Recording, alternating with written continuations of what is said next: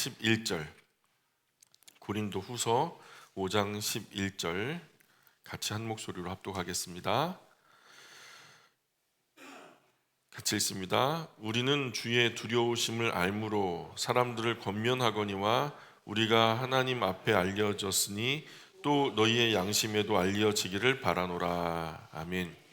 지난 시간에 우리가 함께 나누었던 말씀은 4장 16절부터가 새로운 한 문단이었어요. 그래서 5장 10절까지가 어떤 이야기를 하고 있었냐면 겉사람과 속사람에 대한 이야기. 겉사람은 100년 미만 우리가 쓰는 이 땅의 육체를 말하는 것이고, 속사람은 우리가 결국 사용하게 될, 우리가 부활 이후에 영원토록 사용하게 될 그 영원한 부활체, 우리 주님 예수님처럼 우리도 완전한 육체를 갖게 될 텐데, 그 속사람, 그 새로워지는 영혼과 완전한 육체를 우리가 속사람이라고 말했죠. 그래서 우리는 낙심하지 않습니다. 이런 이야기를 우리가 지난 시간에 나눴습니다. 오늘은 11절부터가 이제 새로운 이야기인데, 11절부터 그렇기 때문에 우리는 속사람에서 결국은 잘 될 사람들이기 때문에 우리는 이제 실망하지 않을 뿐만 아니라 우리가 해야 할 일이 있습니다. 우리가 해야 할 역할이 있습니다. 그게 뭐냐면 하나님과 또 하나님께 등을 돌려버린, 내가 하나님과 등지고 있는지도 모르고 있는 세상을 향해서 돌아서라 얘기하고 하나님과 그 세상을 화해시키는 이 직무를 우리가 맡았습니다. 이런 이야기를 지금 바울이 하려고 하는 겁니다. 그래서 11절에 보니까 지금 그 11절을 조금 쉽게 번역해 보자면, 우리에겐 언제나 주님을 두려워하는 마음이 있습니다. 그 마음으로 다른 사람들에게 구원의 복음으로 권면합니다. 우리가 주님을 두려워하는 마음으로 사람들 앞에 순수하게 구원의 복음을 전하는 것은 하나님도 알고 계시는 일입니다. 그리고 저는 이 사실을 여러분도 분명히 알게 되기를 진심으로 바랄 뿐입니다. 자, 그래서 주님은 다 아신다는데, 근데 다 아시는 주님이 바울이 그렇게 얻어터지고 욕먹고 그렇게 그냥 막 고생하고 왜 그러는데 모른 체 하실까요? 예? 그 다 아신다면서, 또 아시면은 좀 고생 안 되게 해주시고, 또 아시면은 좀 얻어터지지 않게 해주시고, 또 강도도 좀 이제 막아주시고, 여러 그냥 강물의 위험도 당했다고 하고 바다의 위험도 당했다고 하는데, 좀 그런 것들 미리미리 막아주시면 안 될까요? 하나님이? 예? 주님이 나를 사랑하신다는 것은 무엇이든지 만사형통하게 된다는 게 아니에요. 내가 모든 것에 아무 부족함 없이 그저 행복하게 해피하게 살게 된다라는 그런 이야기를 하는 게 아니에요. 우리가 지난번에 함께 나누었지만 사복음서 할 때 우리 나사로 가정 기억하시죠? 마르다와 마리아, 베다니 마리아. 이 가정이 얼마나 현실적으로 어려웠어요. 부모님 다 조실부모하고, 오빠는 문둥병에 걸려서 이제 막 죽어가고, 마르다 언니 혼자서 가정을 이렇게 막 보필하고, 그러니까 돈 벌어올 사람은 마리아밖에 없으니까 나가서 몸 팔고 술 팔고, 이 비극적인 가정 실질적으로 도와주시려면 그냥 금나와라 뚝딱 해가지고 그냥 그 쌀독에 쌀이 떨어지지 않게, 아니면은 뭐 돈통에 돈이 떨어지지 않게 이렇게 실질적으로 도와주시면 얼마나 좋아요. 근데 예수님이 어떻게 하셨어요? 그냥 그대로 두셨단 말이에요. 그냥 그대로 두고 그대로 사랑하셨어요. 놓아두고 그 자리 그대로.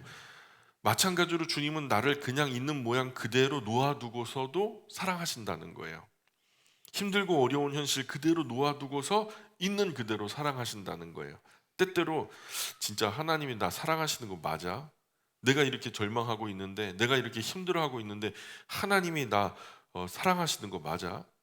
하나님이 나 버리신 건 아닐까? 아니, 하나님이 혹시 없는 건 아닐까? 여기까지 가거든요. 항상 되먹지 못한 사람들은. 왜 이런 생각이 들어요? 안 도와주시니까. 그러나 이런 생각이 들 때도 전혀 그런 게 아니에요. 우리가 자유의지로 우리의 몸을 가지고 우리의 삶을 주장하기 때문에 하나님은 그것을 터치하지 않으세요. 그 선택, 그 결과에 대해서도 하나님이 어떻게 하지 않으세요. 있는 그대로 놓고 사랑하시는 거예요. 바울은 고린도 교회 그리스도인들도 주님처럼 자신을 있는 그대로 그저 존재적으로 바르게 알아줬으면 하는 그런 마음이에요. 12절 계속 읽어볼까요? 12절 시작. 우리가 다시 너희에게 자천하는 것이 아니요 오직 우리로 말미암아 자랑할 기회를 너희에게 주어 마음으로 하지 않고 외모로 자랑하는 자들에게 대답하게 하려 하는 것이라. 아멘. 이것도 쉽게 번역하면 새삼스럽게 우리가 또다시 여러분에게 우리 자랑을 늘어놓는다고 생각하지 않으셨으면 좋겠습니다.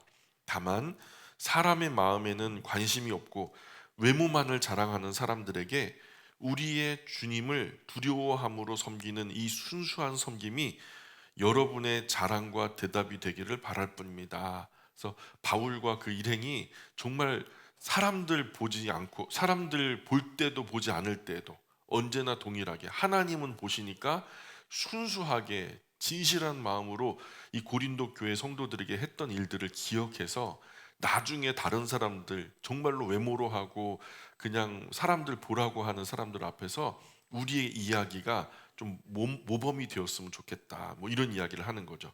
13절에 계속 읽습니다. 시작.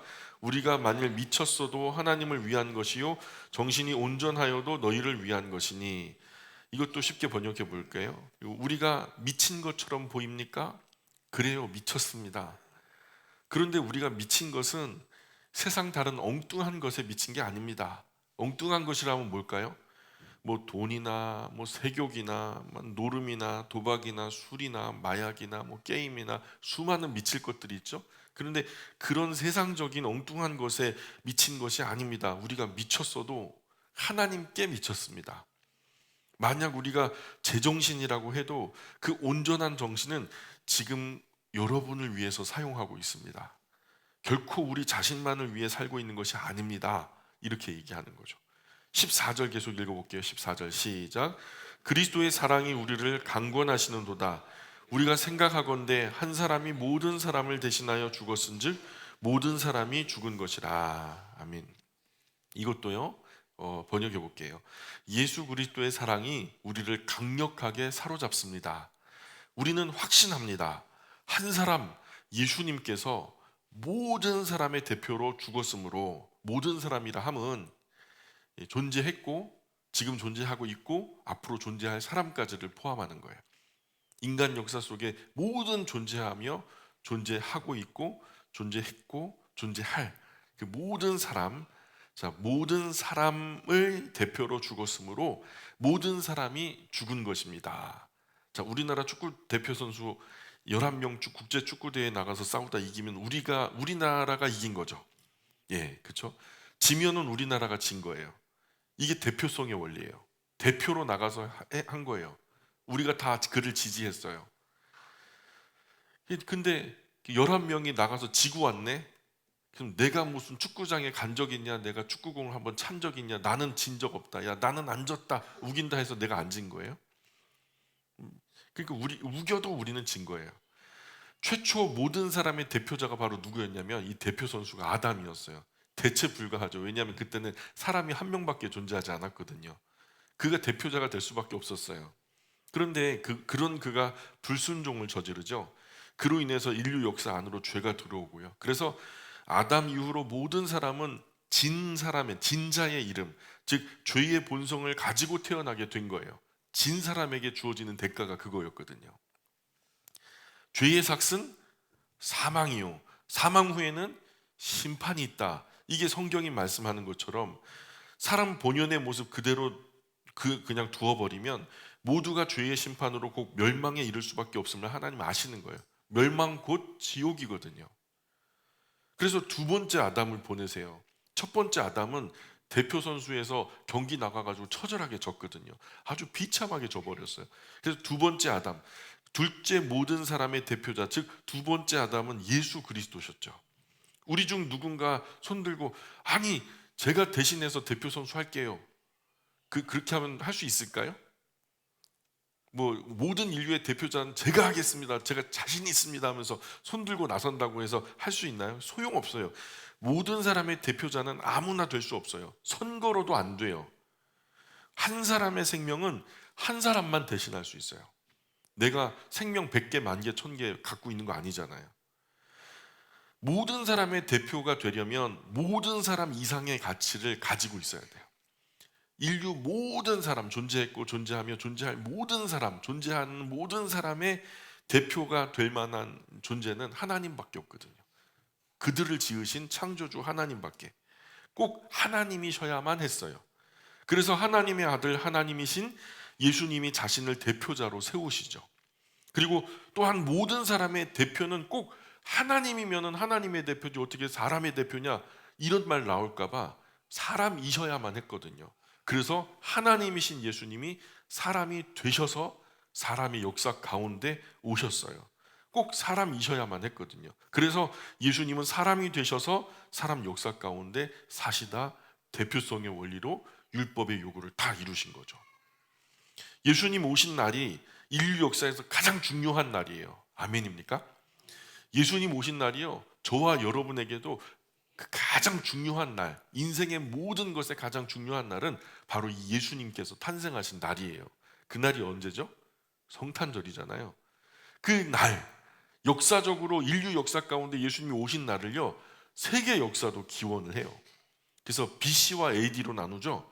Before Christ. 그래서 예수 그리스도 탄생 전 몇 년 이렇게 계산해요. 예수님 탄생 전 몇 년, 그게 Before Christ, BC라고 그래요. 그리고 예수님 탄생 이후, 라틴어로서는 아노 도미니라고 하는데 예수님 탄생 후 몇 년, 라틴어로는 주님의 해라는 뜻이에요. 주님이 태어난 그 해라는 얘기인데 그 해로부터 몇 년이 흘렀다 이렇게 하는 거예요. 그래서 예수님은 역사적 기원이 되시는 거예요. 뭐 이거 예수님 믿든 안 믿든 이 서기, 이 예수님 주후라고 하는 이 역사적인 기록을 지금 너도 나도 사용하고 있거든요. 이걸 애써 무시하면서 이건 서력 기원이다, 우리는 불기를 쓰겠다, 뭐 무슨 우리는 뭐 다른 어떤 뭐 증산도에서는 뭐 단군을 중심으로 뭐 몇 년을 쓰겠다, 뭐 이런 식으로 얘기하거든요. 다 쓸데없는 얘기예요. 그러니 모든 사람을, 예수님은 모든 사람의 두 번째 대표자가 되셨어요. 그래서 역사라는 말, 역사는 히스토리죠. 이걸 좀 분석을 하면요, He is story. He는 대문자 He. 성경에서 대문자로 나오면은 예수님, 성삼위 하나님께만 쓸 수 있는 거예요. 그러니까 He is story라고 하면은 예수님 이야기라는 거죠. 역사는 그냥 예수님 이야기예요. 그 두 번째 대표자 되신 예수님. 그러니 모든 사람을 대신하여 죽었으니 모두가 죽은 거예요. 모든 사람을 대신하여 부활하셨으니 그분을 따르는 모든 사람도 부활할 겁니다. 자, 그래서 100% 사람 100% 하나님이신 예수님은 인류의 대표자가 되셨어요. 그래서 망가지고 불완전한 율법을 자신의 몸으로 순종시켜서 완성시켜 놓으신 거예요. 그 고린도전서 15장에 보면 이런 말씀이 나와요. 고린도전서 15장 21절에 사망이 한 사람으로 말미암았으니 죽은 자의 부활도 한 사람으로 말미암는도다. 이 한 사람이 누굴까요? 예수님이겠죠. 아담 안에서 모든 사람이 죽은 것 같이 그리스도 안에서 모든 사람이 뭘 얻으리라? 삶을 얻으리라. 삶은 뭐예요? 생명. 100년 미만 사는 생명이에요? 영원한 생명이에요. 처음 아담은 인류에게 죄 앞에 처절하게 실패해서 사망과 지옥과 심판을 가져왔지만 두 번째 아담이신 예수님은 인류에게 그분의 의로 인하여서 승리하셔서 자기의 몸을 던지시면서까지 그 의로 승리하셔서 생명과 천국과 영광을 그분을 따르는 이들에게, 그분을 주님으로 영접하는 이들에게 선물로 주시겠다 약속하셨어요. 15절 계속 읽어볼게요. 15절 시작. 그가 모든 사람을 대신하여 죽으심은 살아있는 자들로 하여금 다시는 그들 자신을 위하여 살지 않고 오직 그들을 대신하여 죽었다가 다시 살아나신 이를 위하여 살게 하려 함이라. 아멘. 이것도 쉽게 번역해 볼게요. 예수 그리스도께서 모든 사람을 대신해서 죽으신 이유는 살아있는 사람들로 하여금 다시는 자신을 위해 살지 않게 하려는 것입니다. 오직 그들을 대신하여 죽었다가 다시 사신 예수 그리스도를 위하여 살게 하려는 것입니다. 이런 뜻이에요. 그러니까 나 대신 죽은 분이 있어서 내가 대신 사는 거 아니겠어요? 나 대신 내가 죽을 일이 있는데 내가 죽지 않은 것은 나 대신 죽으신 분이 있어서 내가 사는 거예요. 예수님이 나 대신 죽었으니 내가 죽은 것으로 간주된 거죠. 예수님께서 대신 죽으셨으니 우리가 그 대가로 살아있는 거예요. 예수님 대표로 다시 사셨으니 나도 그분과 함께 다시 살아날 거예요. 죽어도 살고요. 살아서 믿는 자는 영원히 죽지 않을 거예요. 죄성이 뭔 줄 알아요? 죄성은요, 자기가 자기를 위해서 살아버리는 거예요. 죄성이 뭐라고요? 옆에 계신 분들한테 알려주세요. 죄성은 자기가 자기를 위해서 살아버리는 거야. 시작. 예, 죄성은 자기가 자기를 위해 살아버리는 거야. 그죠? 너 자신을 위해 살아라. 이 마귀의 속담이에요. 요즘에 항상 그런 이야기 많이 듣죠. 자기가 자기를 도모하는 것, 모든 목적, 모든 계획, 모든 꿈, 모든 소원, 모든 비전, 신앙도 그냥 자기 위해서 믿고요. 그냥 모든 것이 다 자기 위해. 이 모든 인생 자원을 이걸 벗어나질 못해. 자기 영광 위해서. 찬송도 자기 기분 좋으라고, 자기 감정 만족하려고. 이 심지어 예배를 드리는 것도 내가 심령에 찜찜함이 있어서 다 자기를 위해서. 이걸 벗어날 수 있어야 비로소 참된 자유를 누리게 되거든요. 하나님을 위해서. 우리가 존재하게 될 때 우리는 존재의 목적에서 주시는 하나님의 큰 자유와 기쁨을 누릴 수 있거든요.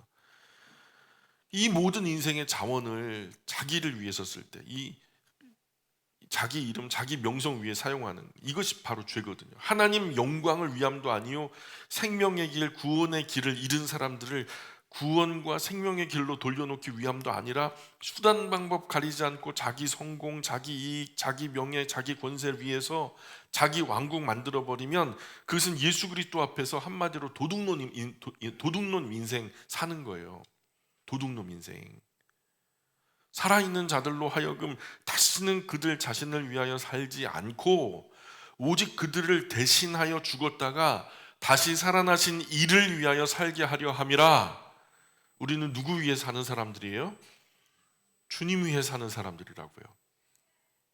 다시 한번 여쭐게요. 우리 누구 위해 사는 사람이라고요? 주님 위해 사는 사람. 주인이 말입니다. 닭을 키워요. 이 닭이 그냥 쏠쏠하게 달걀을 낳거든요. 알을 낳아요. 그러니까 닭에게 이제 물도 주고 사료도 챙겨주고 질병에 걸리지 않게 아주 극진하게 돌보아주는 이유는 닭에게서 아침마다 그 신선한 달걀을 얻어 먹으려고 이렇게 잘 서비스를 하는데, 그런데 닭이 말이에요, 아침에 새벽같이 그냥 알을 낳았네요. 아, 이게 유정란이지 하면서 이 신선한 달걀, 몸에 좋고 건강에 좋은, 그리고 지가 톡 깨갖고 호로록 마셔버리면 어떻게 될까요? 그 닭은 어떻게 해야 돼요? 통닭집이나 삼계탕집으로 보내버려야 되죠. 사람도요, 자기가 자기만을 위해서 살아버리면 그 자체가 죄인 거예요. 꼭 무슨 살인이나 강도짓 하는 것만 죄가 아니에요. 그런 죄도 크지만 자기가 자기를 위해서 살아버리는 것, 이거 정말 심각한 죄예요. 세상에서는 학교 생활도 직장 생활도 가정 생활도 신앙 생활도 자기 위해 열심히 살라 하지만 그래서 그것이 도덕적으로 윤리적으로 전혀 죄가 아니라고 말하지만 그리스도인은 자기를 위해서 살아버리는 것, 그것은 하나님 앞에서 우리를 위해 십자가에 피 흘려 죽어주신 이 예수 그리스도 앞에서 정말로 큰 죄가 되는 거예요. 땀 흘려 농사 짓고 직장 다니고 열심히 공부해서 성실하게 진실하게 사는 모든 이유가 다 자기를 위한 것이라면 우리 위해 죽고 우리 위해 다시 사신 예수님 앞에서 큰 죄가 된다는 거예요. 어차피 살아있으니 살기는 해야 하는데, 그래서 고린도전서에서 바울이 뭐라 그래요? 먹든지 마시든지 나중에는 살든지 죽든지 다 하나님의 영광을 위해서 해야 할 이유가 여기 있다는 거예요.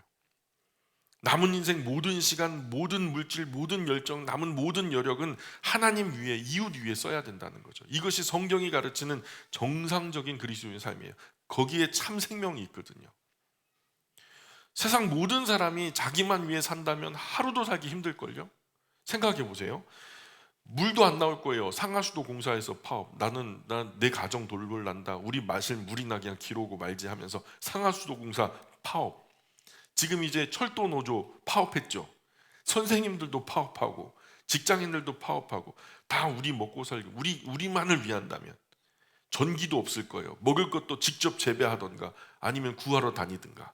고기 좋아하면 이제 어떻게 해야 돼요? 사냥하러 다니셔야 돼요. 자기만 위해 산다면 우리는 지금도 비 오면 진창이 되는 흙길을 걷고 있을 거예요. 그 전에 아마 사방이 쓰레기장이 될걸요. 똥오줌이 그냥 난무하는 범벅이 된 그런 진흙탕에서 살아갈걸요. 결국 사람은 누군가를 위해서 살아가야 할 운명을 타고났어요. 하나님 그렇게 만드셨어요. 하나님 위해 살고 이웃 위해 살아야 되는 거예요. 원래 그것이 나를 위해, 곧 나를 위해 사는 것이기도 한 거죠. 그런데 사람이 자기만 위해 산다? 그게 바로 죄성이라는 거예요. 최근 인류학자 글 하나 읽었는데 대부분의 포유동물은 출산할 때 혼자 한적한 곳으로 들어간대요. 그리고서 배를 갖다 이렇게 움켜쥐고 이렇게 허리를 구부정하게 해가지고 새끼가 처음으로 응애하고 태어나면 그 새끼와 어미가 눈을 마주치는 구조로서 이 동물들은 새끼를 낳을 수 있게 해놨대요. 많은 포유동물은 그렇대요. 근데 사람은 다르대요. 사람은요 절대로 그 구조적으로 자기가 자기 아기를 혼자서 낳는 건 굉장히 어렵다는 거예요. 그건 정말 위험 부담이 너무너무 크다는 거예요. 그래서 누군가가 출산을 도와주지 않으면 안 되게 돼 있는 구조로서 이 사람은 돼 있다는 거예요. 사람은 누군가 꼭 도와주어야만 안전하게 아기를 낳을 수 있는 그런 구조로 아기를 낳는다는 거예요. 이런 출생에서부터 사람은 혼자 살게 창조된 존재가 아니라는 거예요. 함께 더불어 살아가야 된다는 거죠. 그래서 저는 여기서 뭐 수도원에 들어가가지고 세상과 은둔 생활하면서 경건 생활한다는 거, 그거는 저는 반대예요. 기도원에서 아주 경건하게 혼자 평생을 갖다가 구분돼서 거룩하게 산다. 그건 거룩한 게 아니죠. 거룩함은요 지저분한 세상 한가운데서 진짜 거룩하게 살아야 그게 진짜 거룩함이지. 예수님은 날 위해 죽어도 주셨는데 우리는 그분 위에 사는 것도 못합니까? 그래서 바울이 갈라디아서에서 뭐라고 말하냐면 내가 그리스도와 함께 십자가에 못 박혔나니 그런즉 이제는 내가 사는 것이 아니요 오직 내 안에 그리스도께서 사시는 것이라. 이제 내가 육체 가운데 사는 것은 나를 사랑하사 나를 위하여 자기 자신을 버리신 하나님의 아들을 믿는 믿음 안에서 사는 것이라. 죽든지 살든지 먹든지 마시든지 뭘 하든지 어디를 가든지 전부 다 나를 위해 죽었다가 다시 사신 그분을 위한 것이어야만 한다는 거죠. 자녀를 낳는 것도, 자녀를 기르는 것도 하나님을 위해서 자녀를 길러야 되는 거죠. 낳는 것도 힘들다, 키우는 것도 힘들다, 가르치는 것도 어렵다, 그렇게 할 게 아니죠. 에덴에서 하와가요, 뱀이 말이에요, 뱀이 유혹을 할 때 이렇게 유혹했다고 해봐요. 야, 그 선악과 따가지고 그 좋은 거 나 좀 줘라. 그러면은 하와가 넘어갔을까요? 절대로 안 넘어갔을 거예요. 야, 왜 너한테 좋은 일에 내가? 그 하나님 먹지 말라 그랬어 하면서 이제 단번에 거절했을 텐데 뱀이 어떻게 교묘하게 유혹했어요? 야, 너가 따먹어. 그럼 너의 눈이 밝아져. 그럼 너가 하나님 같이 되는 거야. 뭐라고요? 너가 따먹고 너의 눈이 밝아지고 너가 하나님처럼 되는 거야. 꼭 위하는 것처럼. 뱀이 교묘한 교훈이 난무하는 시대예요. 너의 인생 살아라. 너 자신만을 위해 살아라. 에고이스트라 그러거든요. 이기적인. 이 이기심을 깨고 나와야 진짜 인생을 살게 되는 건데, 하나님이 태초에 디자인하신 진짜 인생이 바로 이 이기심을 깨뜨리고 나와야 진짜 인생을 살게 되는데, 그죠? 닭에서 알이 나오죠. 알이 나왔어요. 근데 그 알 그대로 있으면요, 그것도 생명이지만 그대로 있으면 죽어요. 보름 지나 결국 골아버리고 썩어버려요. 죽어요. 그 알 속에 있는 병아리가 태어난 그 알 속에서 알을 껍데기를 깨고 나와야 드디어는 병아리로서의 인생을 살게 되는 거죠. 사람도 마찬가지죠. 엄마 뱃속에서 태어났다고 그냥 있으면 죽어요. 그냥 그대로 죽는 거예요. 100년 미만에 죽어요. 이게 알이거든요. 알 껍데기. 100년 미만은 알 껍데기예요. 이 알 껍데기를 깨고 나와야 돼요. 그게 뭐냐면 예수 그리스도를 영접하는 거예요. 알을 깨고 나와야 돼요. 자기 안에 갇혀버려. 안 그러면 자기 안에 갇혀버려. 세상에서 가장 좁은 감옥 안에 갇혀서 세상에서 가장 불쌍한 사람이 되는 거예요. 결국 죄에 질식해서 죽어버릴걸요. 자기 논리에 갇히고 자기 생각에 갇히고 자기 생활 방식에 갇히고 자기 편견에 갇히고 결국 자기 죄악에 갇혀서 점점 스스로 좁아져서 자기 안에 자기를 가두고 영혼이 피폐해져서 스스로 질식해서 죽어버린다고. 나중에는 영적인 것 전혀 신경 안 써요. 영이 뭔데 먹고 사는 게 중요하지. 이렇게 주변에 반응하시는 분들 많죠. 아, 그거 뭐 하면은 뭐 떡이 나와 밥이 나와 돈이 나와, 그런 분들 많죠. 이미 자기 안에 갇혀서 질식해서 죽기 직전의 사람들이에요. 그래서 결국 자기 속에서 자기 하나밖에 겨우 들어서지 못하는 감옥이 에고이스트예요. 그거 깨고 나와야 살아요. 하나님 도움을 요청하면 도와주실 거예요. 하나님, 나를 나로부터 자유케 해달라고 늘 기도하셔야 돼요. 내가 알지 못하는 편견이 우리 본성 안에 있거든요. 16절 계속 읽어볼까요? 시작. 그러므로 우리가 이제부터 어떤 사람도 육신을 따라 알지 아니하노라. 비록 우리가 그리스도도 육신을 따라 알았으나 이제부터는 그같이 알지 아니하노라. 아멘. 이 번역하자면, 그러니까 이제부터는 그리스도인을 세상의 기준으로 세상의 잣대로 평가하지 마십시오. 예, 그리스도인을 세상의 잣대로 평가하면 돼요, 안 돼요? 안 돼. 나 역시 과거에는 그런 생각으로 그리스도를 단순하게 나와 똑같은 인간으로 바라봤습니다. 그러나 지금은 완전히 달라졌습니다. 바울이 그래요. 사람을요, 세상 가치관으로 보면은 안 되죠. 세상 가치관으로 예수님 보면은요, 예수님, 그 고귀하신 예수님도요, 그저 나무에 달려서 처참하게 죽은 젊은 청년에 불과해요. 심지어는 유대주의적인 성향으로 그분을 보면요, 나무에 달린 자마다 저주받은 사람이 했으니 그저 그냥 예수님은 하나님께 저주받아 젊은 나이에 요절한 사형수일 뿐이에요. 세상적인 가치관으로 보자면. 그러니 어떤 사람도 육체로 봐서는 안 된다고 강조해요. 성경의 가치관으로 바라봐라. 성경의 가치관으로 바라보면 사람은요, 유물론적인 사관에서는 못대가리 몇 개, 빨래비누 몇 장, 뭐 성냥 몇 개, 이런 식으로 유물론적으로는 분석할 수 있대요. 사람의 몸을 갖다 녹여버려서 그렇게 만들 수 있다는 거예요. 그 가치는 뭐냐? 10,000원도 안 돼요. 8,000 몇백 원밖에 안 된대요. 한 사람의 생명의 가치가 8,000 몇백 원밖에 안 된다고 가르치는 것이 유물론적인 사관이에요. 그게 공산주의 이념이고. 그러니까 그들은요, 사람을요 아주 하찮게 대해요. 인간의 존엄이라는 것을 참 눈 씻고 찾아볼래야 찾아볼 수가 없어요. 자, 그런데요, 성경적 가치관에서 사람은 어떤 존재예요? 하나님의 형상이에요. 존귀한 하나님의 형상이죠. 그가 비록 죄에 물들어 헤매고 있지만 그 기본 틀은 누구예요? 하나님의 형상이에요. 그 예수님이 이 한 사람의 존재를 천하보다 귀하다라고 말씀하셔요. 그 하나님의 형상을 조금이나마 먼저 회복한 것이 그리스도인이에요. 그 하나님의 형상을 회복하도록 도와주는 것이 우리 그리스도인의 가장 막중한 임무라고요. 17절 계속해서 읽어볼까요? 17절 시작. 그런즉 누구든지 그리스도 안에 있으면 새로운 피조물이라. 이전 것은 지나갔으니 보라 새 것이 되었도다. 아멘. 참 좋은 성경 구절이죠. 여러분 좋아하시는 성경 구절이죠. 그리스도 안에 있다, 이 말 뭔 말일까요? 살든지 죽든지 먹든지 마시든지 무엇을 하든지 어디를 가든지 나를 위해 대신 죽고 다시 사신 예수님과 그의 아버지 하나님의 영광을 위해서 살게 된 사람들, 이런 사람들을 뭐라 그래요? 즉 그리스도인들이 그리스도 안에 사는 사람들이에요. 그리스도 안에 있는 사람들이에요. 그 구원의 복음을 듣고 그 구원의 복음을 받고 예수님을 영접하여 나의 구주와 주님으로 모시고 남은 생명을 그분 위해서 마치 제사장들의 전제와 같이 부어드리는 그리스도인의 삶을 말하는 거죠. 이렇게 된 사람은 새로운 피조물, 즉 새 것이 되었다. 새 것이 되었다. 그런데요, 우리는 보통 그리스도인들이 17절 한 절만 보고 내 말씀이라 우겨요. 막 적어가지고 성경에다 붙이고 다니고, 들어가는 문 나가는 문 앉아서도 일어서도 이건 묵상하거든. 나 새 거야, 새 거. 누구 맘대로? 17절을 내 마음, 내 말씀으로 가지려면요, 같이 뭘 가지고 가야 되냐면 14절부터 16절까지 말씀을 세트로 가져갈 수밖에 없어요. 무슨 말인지 이해 가세요? 우리 아이가 되게 예쁘죠. 아기가 태어나면. 근데 얘가요, 똥도 싸고 오줌도 싸고 막 그냥 진상도 부리고 못된 짓도 하고 막 그래요. 애가 이쁘잖아요. 근데 이쁜 것만 가질 수 있어요? 동전의 양면 같아서 이 동전을 가지려면 앞면도 뒷면도 함께 가져야 되는 것처럼 예쁘고 귀여운 것도 그러나 수고스럽고 어려운 것도 함께 품을 수 있어야 그게 진짜 의미의 소유거든요.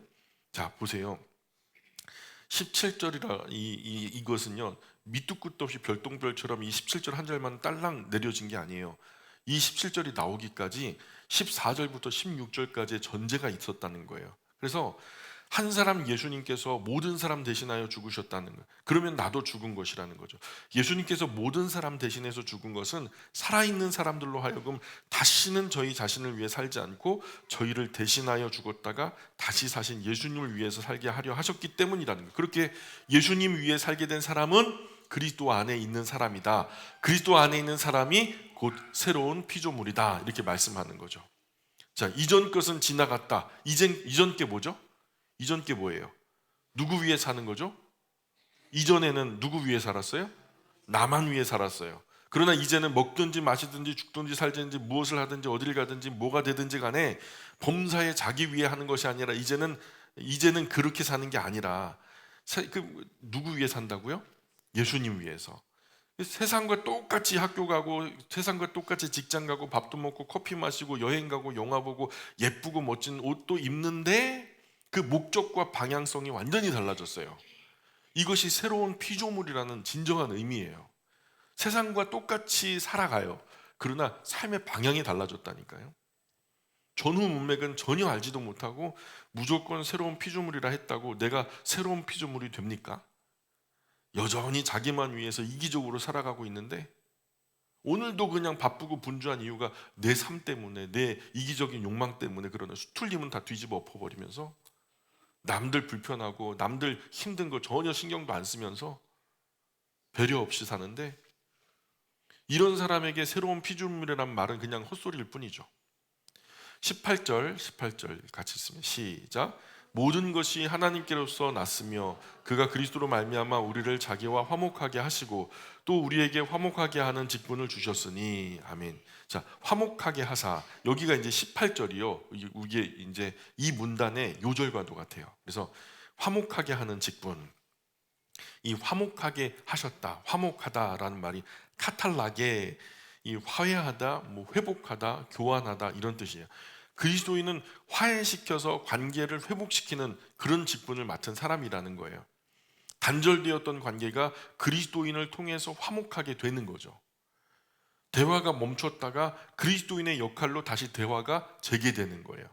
어떤 관계일까요? 관계는 아까도 말씀드렸던 것처럼 하나님과 세상의 관계, 사람과의 관계. 이미 하나님은 화목한 자리에 화목하기 위해서 나와 계셔요. 협상 테이블에 먼저 나와 계셔요. 항상 하나님은 기다리시는 분이거든요. 문제는 사람이에요. 똥낀 놈이 속낸다고 사람은 지가 죄를 짓고서 지가 성질내고 토라져 앉았어요. 하나님 등지고 하나님께 등지고 쳐 앉아 있어요. 싸가지 없이. 죄송합니다. 그러고 있다니까요. 사람이 영적인 자기의 현실을 몰라요. 그런데 그리스도인의 역할로 오해가 풀려요. 영적으로 눈이 밝아지면서 그런 자기의 현실을 깨닫게 되는 거. 그리고 다시 그 오해를 풀고 하나님을 향해서 돌아서 앉아 하나님을 바라보는 거. 그리고 하나님과 화목의 자리로 나와 인간 본연의 위치를 깨닫고 드디어는 회심하고 회개하여 하나님 앞에 무릎 꿇고 사죄하는 거죠. 드디어 하나님과의 관계가 회복되고 이제 드디어 화목제가 이루어지는 거예요. 대화가 시작되죠. 이 피스메이커의 역할을 우리가 맡았어요. 이 역할이 곧 우리 사명이고요. 19절 계속 읽어봅니다. 시작. 곧 하나님께서 그리스도 안에 계시사 세상을 자기와 화목하게 하시며 그들의 죄를 그들에게 돌리지 아니하시고 화목하게 하는 말씀을 우리에게 부탁하셨. 누구에게 부탁하셨느니라? 우리가 누구죠? 그리스도인들. 예수 그리스도를 구주와 주님으로 영접한 사람들. 하나님은 예수 그리스도 안에서 이 세상과 화해하시고 사람들의 죄를 묻지 않으셨습니다. 이것이 바로 우리가 모든 사람에게 전해줘야 할 아름다운 소식입니다. 이렇게 번역할 수도 있어요. 그래서 어쩌란 얘기냐? 예수님 안에서만 하나님과 화목하게 되는 일이 있다는 것을 세상에 알려주라는 거죠. 하나님과 화목하려면 유일하게 예수님 통해서만 가능해요. 예수님 손 붙잡지 않고 하나님 앞에 나가면 사르는 불, 소멸하는 불이시라 우리는 그분 앞에 존재할 수가 없어요. 우리는 죄이기 때문에 하나님은요 그 죄는요 불살라 버리시거든요.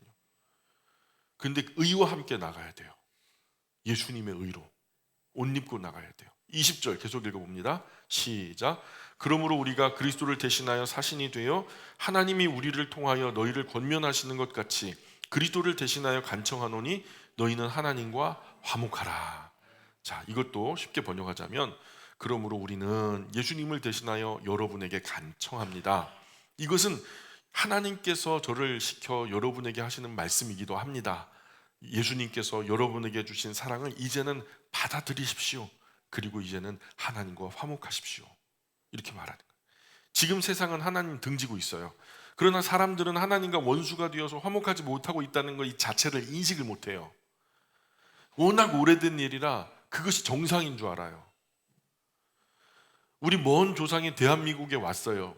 그래서 여기서 대한민국에서 그냥 몇 대조가 돼가지고 우리가 이제 대한민국에서 계속 살다 보니까 대한민국이 당연한 것처럼 여겨지지만 거기서 태어나는 모든 후손이 다 자동으로 대한민국 사람이 된 것처럼 사람인 우리 모두는 다 하나님을 떠나 자식의 자식을 낳고 살아가다 보니까 사실 자기 의지로 하나님을 떠난 것은 아닌데 이미 하나님을 떠난 상태로 태어나서 그 환경, 그 문화 속에 하나님과 상관없이 살아가다 보니까 아니 하나님과 완전히 원수가 되어 사는 것도 모르고 사는 거예요. 지금 내가 살고 있는 이 삶이 하나님 등지고 사는다라고 하는 것도 모르는 거예요. 그런 사람에게 하나님과 화목하세요. 이거 굉장히 놀라운 말이죠. 하나님과 등지고 있으면 하나님 심판의 칼을 가시거든요. 너 나 등지고 있어? 내가 가만둘 줄 알아? 하나님 벼르는 거예요. 요한계시록에 보면은 이한낫이라고 하는데 칼날을요 너무 날카롭게 갈면요 칼날 끝에서 이 빛이 난대요. 푸른 빛이 난대요. 너무 예리하게 갈아서 그냥 막 칼날이 그냥 푸른 빛이 돌 정도로 그걸 갖다가 이 개역 한글판 성경에서는 마광한 칼이라 그래요. 마광 미치도록 그냥 광택 나게 날카롭게 예리하게 간 그 추수의 낫이 있다는 거예요. 주님이 준비하셨다는 거예요. 그걸 나중에 천사들에게 이거 가지고 나가서 자 추수해라. 알곡은 모아서 곡간에 들이고 죽정이는 모아 불에 던져버려라. 이게 뭐예요? 사람에 대한 거예요. 내가 너에게 100년 미만의 시간 줄게. 내가 오래 기다리지 못해. 100년 미만 시간 줄게. 끝까지 안 돌아오면 이제 정말 끝장이야. 그런데 사람들이 이 사실을 몰라요. 지금 자기가 하나님께 등 돌리고 원수가 돼서 크게 위험한 상태에 처한 것을 몰라요. 이것을 그리스도인이 알려주라는 거예요. 또 사람들은 대부분 못 돌아와요. 왜 못 돌아옵니까? 세상 누구나 죄가 있거든요. 자꾸 죄가 걸려요, 마음에. 하나님이 있다 하면 깨름직하고 부담스러워 돌아오지 못해요. 지금처럼 하나님이 없어야 속 편하게 살 수 있어요. 그러나 이 죄 문제는요, 예수님께서 다 해결해 놓으셨잖아요. 그러니까 오라고, 하나님께 돌아오라고. 세상이 나 부담스러워 못 갈 것 같아. 차라리 하나님이 없는 게 나아. 그게 속 편하게 살았어. 그럴 때 죄 때문에 그런다면 걱정하지 마. 예수님께서 다 해결해 놓으셨어. 이게 전도의 원리예요. 죄 있어도 괜찮아. 우리 주님께서 예수님께서 죄값 다 지불해 놓으셨어. 그러니 너희는 돌아오기만 하면 돼. 우리 하나님 아버지는 돌아오는 것만도 고마워서 너희를 묻지도 너희 죄를 따지지도 그 외아들 예수님을 다 죽여 처리해 놓으셨으니까 그냥 돌아오기만 하면 돼. 탕자 이야기 아시죠? 아버지께 돌아와 죄를 뉘우치면 어떻게 고백했어요? 아버지요, 제가 하나님과 아버지께 큰 죄를 저질렀습니다. 그러니 지금부터는 아버지의 아들이라 일컬음을 나는 감당하지 못합니다. 그저 아버지 그 대문간 안에서 먹고 마시는 품꾼의 하나로만 봐주십시오. 그냥 아버지 하나님이 돌아온 아들에게 뭐라고 말해요? 얘들아, 아들이 뒤에서 얘기하고 있는데 아들 말 무시하면서 얘기하는 거예요. 아버지는 제일 좋은 거, 준비된 제일 좋은 옷 가지고 나와. 그 손가락 그 가락지 빼놓은 거 그거 가락지 가지고 나와.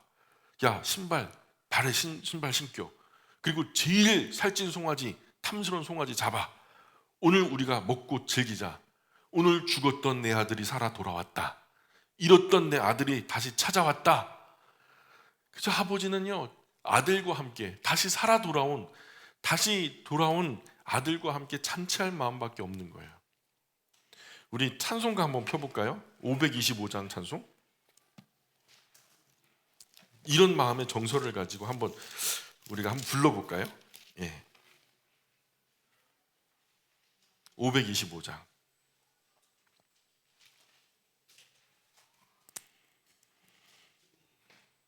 세상을 향한 하나님의 부르짖음이에요. 이것을 전해줘야 할 책임이 저와 여러분에게 있고요. 그런 마음으로 525장. 예.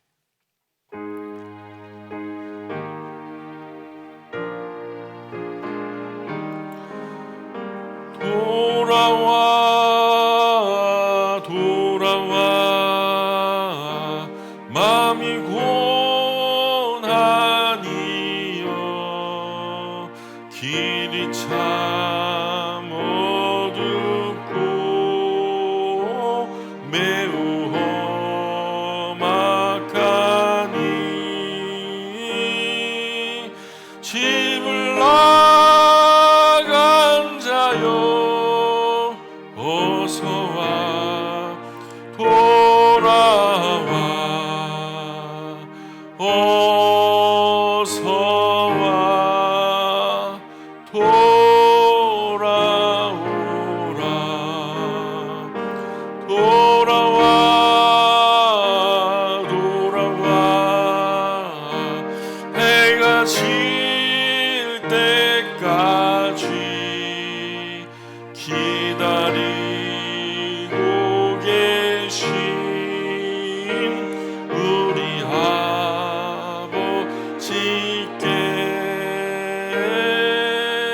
집을 나간 자여 어서와 돌아와 어서와 돌아오라 돌아와 돌아와 환난 있는 곳과 죄가 있는 곳과 미움받는 데서 집을 나간 자여 어서와 돌아와 어서와 돌아오라 돌아와 돌아와 집에 돌아오라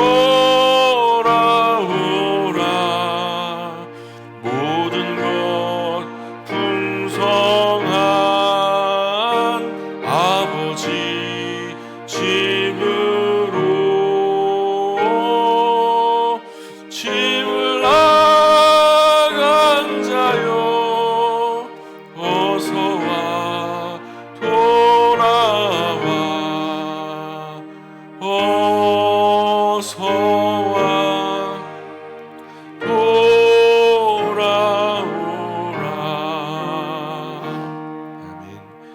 돌아오라 돌아오라 하나님과 화목하라. 이 복음을 남은 평생 전하는 우리가 되기를 소망합니다. 마지막 21절 한번 더 읽고요. 자, 21절 시작. 하나님이 죄를 알지도 못하신 이를 우리를 대신하여 죄로 삼으신 것은 우리로 하여금 그 안에서 하나님의 의가 되게 하려 하심이라. 아멘. 그렇죠? 하나님께서 죄를 알지도 못하는 예수 그리스도에게 우리 죄를 지우셨습니다. 그리고 그 대가로 우리에게 은혜를 베풀어 주셨습니다. 이렇게 하신 이유는 우리로 하나님의 공평과 정의를 세상에 보여주기 위함이었습니다. 이런 말씀으로 오늘 5장이 끝납니다. 우리 기도할까요? 하나님, 저희에게 맡기신 하나님과 세상 가운데 평화를 만드는 피스메이커, 또 이 세상에 생명을 전하는 이 귀한 화목의 직무를 저희가 남은 평생 성실하고 진실하게 행할 수 있도록 은혜 내려 주옵소서. 감사하며 예수님 거룩하신 이름 의지하여 기도합니다. 아멘.